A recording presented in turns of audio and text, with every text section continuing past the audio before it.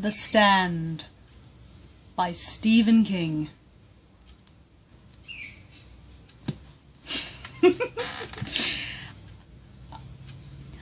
I am starting to regret making this video because there is nothing I can add that hasn't already been said about this book. It has been heralded as one of the best books ever written, and that is saying something. This could be classified as one of the greatest American novels, but I feel it goes way beyond that. It's got horror, it's got fantasy, it's got drama, it's got, theology. It's all combined into this thick, almost legendary tome through the ages. Now, Stephen King is one of the finest authors to be currently working. He's like 70-something, but he is still trucking on like, Blaine the Monorail from the Dark Tower series. But the thing is, the most enduring quality about Stephen King as an author is not only his imagination, which is, bountiful, but he is an expert manipulator. He is a literary sorcerer. He is like Randall Flagg. He is so powerful in the way that he not only weaves his words throughout these provocative and horrific situations, but also how he constructs the characters that see them and that react to them. Half of what makes The Stand work are the characters, because you have yourself a veritable ensemble of not only stock characters, but stock characters with a twist. Now, the way I see The Stand, and for that matter how a lot of people tend to see this novel, is that it is Stephen King's own version of The Lord of the Rings by J.R.R. Tolkien. It's long, it's chock-a-block full of action, it's got, countless characters and viewpoints, and when a book is able to combine, this sort of, depth, that's when you know it is something special. Now, you may think of me filleting this novel senselessly, but here's the thing. I don't normally get so caught up in these sorts of books. I love my apocalyptic fiction, don't get me wrong, and I love it when you have different points of view when it comes to characters. But The Stand is one of those novels that is so seamless in its combination of these things. Now, that is no small thing to do. It is incredibly hard to do, and most authors tend to struggle with these things. But when they all come together so beautifully, it is something to remember, to be sure. Now, my first experience with Stephen King's The Stand was not actually the book. I did not read this novel until I was in university. I'm absolutely serious. No, my first experience was with the television miniseries that came out in 1994. And here's the thing, I was in about grade 4 or grade 5, I'm not quite sure. But while I didn't actually watch the television series, and I thank my parents for not letting me stay up to watch it, here's what I do remember. I remember the fiery, infernal eyes of the silhouetted version of Randall Flagg in his demonic form. That is what I remember, and it left a hell of an impact on me. I was scared, yes. I was one of those kids that didn't really come into their sort of own until, quite later in life. I used to despise horror. Let's just put it that way. I couldn't abide it. But it is also something that stuck with me. So when I picked up this book to read it, what came into my mind when I first saw it was the image of Randall Flagg on the television screen, like leering back at you. It left an indelible impression on me, and the novel cemented that. There are so many memorable moments in this book that I can't really go through them at length. But one of the sequences that really got me was the famous Lincoln Tunnel scene.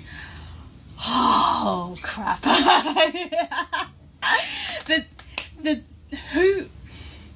What makes this sequence work is the fact that it preys on the primal fear of being afraid of the dark. Larry Underwood is a grown-ass man. He is like a middle-aged, well, not quite middle-aged, but, you know, old enough to vote, let's say, musician. And he's been around the block, he's taken drugs, he's had, like, drug-filled orgies and that sort of thing.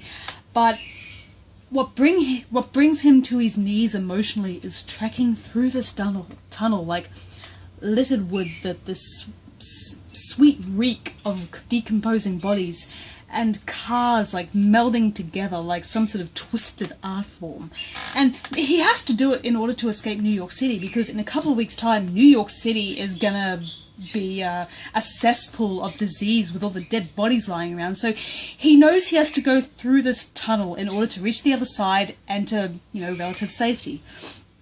But when he's slowly picking his way through the wreckages and sort of, you know, gingerly stepping over dead bodies, he starts to have these fancies coming into his mind, such as the Morlocks from the Time Machine, like pale white cannibalistic creatures like coming out to get him. And then he has, you know, and then he starts to think about zombies. Like, he'd be halfway through the tunnel, and then the dead bodies would start to come back to life and start to search for his flesh. And then he starts to think about the dead soldiers, like, coming back to life, and, like, wielding knives, like, wearing their night vision goggles, like, you know, desperate to, like, plunge their blades into his flesh. It's such a visceral sequence, and it's one that...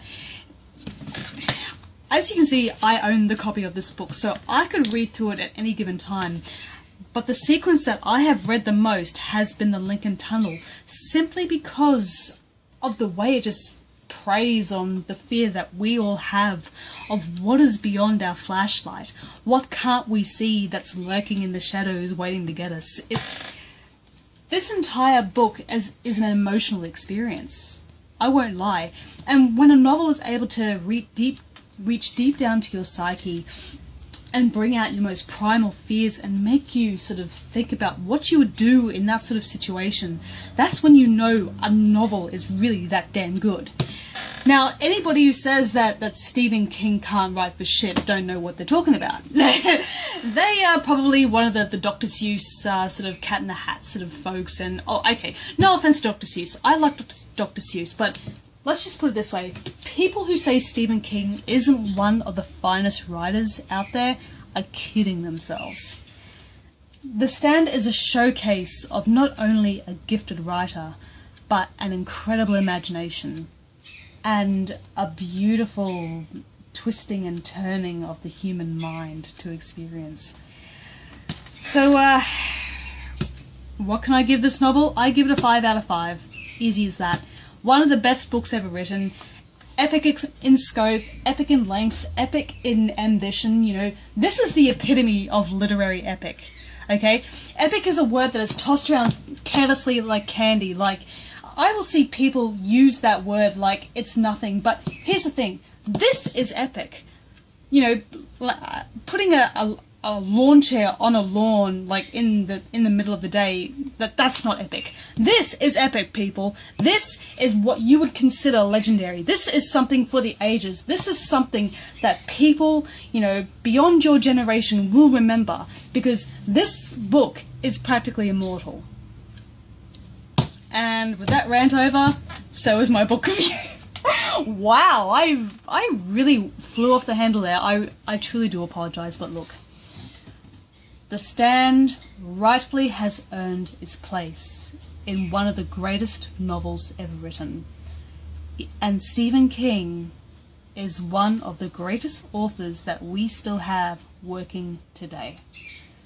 The man has been through a lot personally, but when somebody can keep on trucking and keep on delivering, you know, countless pieces of influential and heart-wrenching literature, that's when you know they're special. Bye-bye. Okay, guys, so I'll catch you on the other side, and thank you very much for listening to this ranting review, and hopefully I didn't offend too many people. See you later, guys. Bye-bye.